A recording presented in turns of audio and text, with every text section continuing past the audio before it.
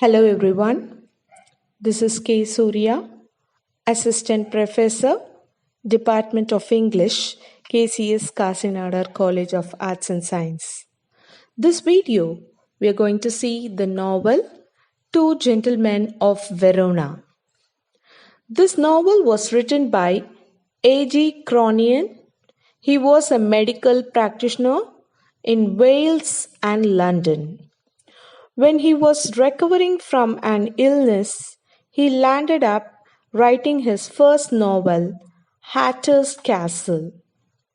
He instantly became popular with his novel, so he decided to give up the medical profession and took up writing as a full-time career. The Spanish Gardener is one of his most notable works.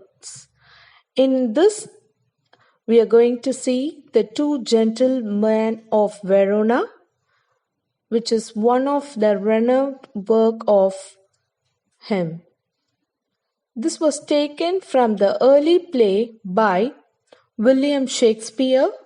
The title of the story, Two Gentlemen of Verona, is gripping.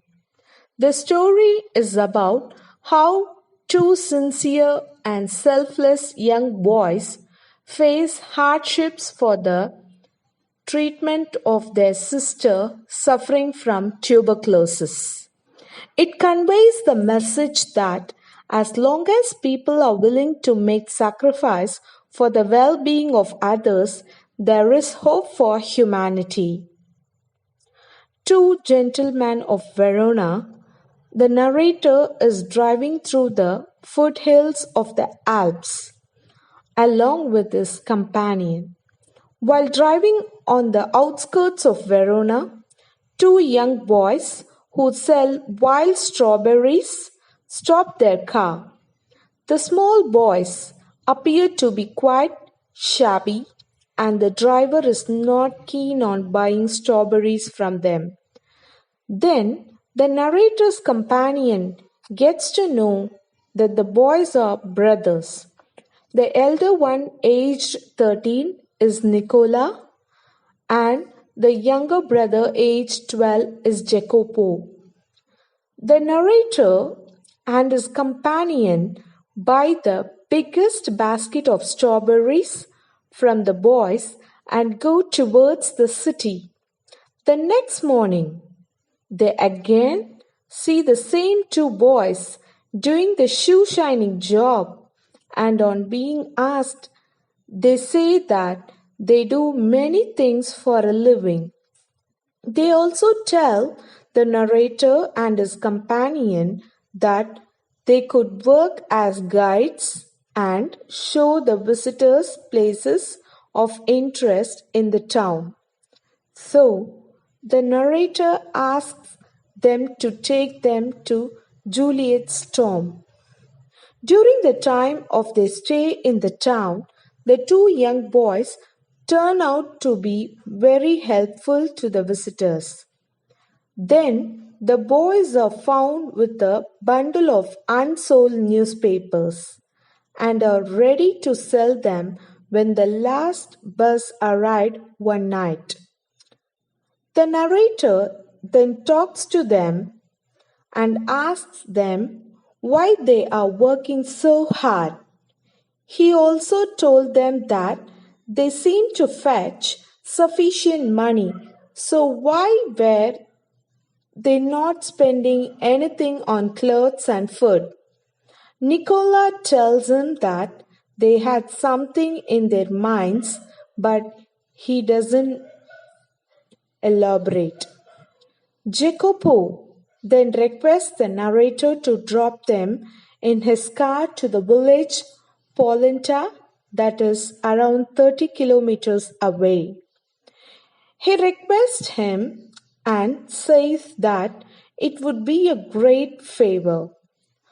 Although Nicola does not like the fact that his brother is troubling the narrator, but the narrator gladly agrees to help the boys with reaching that place. So the next afternoon, he along with his companion drives to the village. After dropping them, the small boys enter a large red-roofed villa, which is actually a hospital. The narrator hesitates to enter the hospital room. He tries to find out from the nurse about the girl in the hospital and the boys. Later, the nurse tells him that Lucia is the sister of these two boys and is suffering from tuberculosis. She also mentions that a bomb destroyed their home during the war, and even their father, a widower, had got killed during the early part of the war.